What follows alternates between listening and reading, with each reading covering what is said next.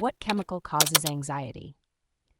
If you've ever felt overwhelmed by anxiety, you might have wondered what's going on inside your brain to cause these feelings. Let's break it down and explore the chemicals that play a significant role in anxiety. Anxiety is not just about feeling nervous or stressed. It involves a complex interplay of various chemicals in the brain. One of the key players is serotonin.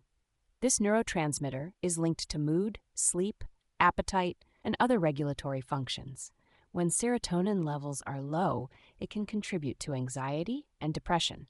For example, medications like SSRIs, selective serotonin reuptake inhibitors, are often prescribed to increase serotonin levels and help manage anxiety symptoms.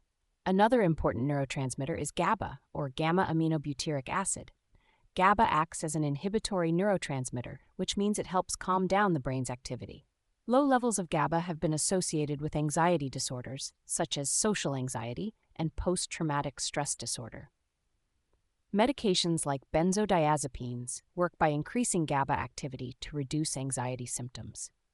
Norepinephrine is another neurotransmitter that's involved in anxiety. It's part of the body's stress response, often referred to as the fight or flight response. High levels of norepinephrine can be linked to anxiety, while low levels might be related to depression.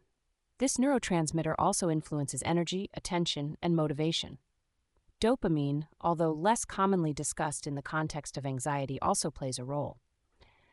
Dopamine is associated with energy, reward, and motivation. Recent studies suggest that dopamine levels and receptor function can impact anxiety, particularly in social anxiety disorders. Improving dopamine levels might help reduce social anxiety and other types of anxiety.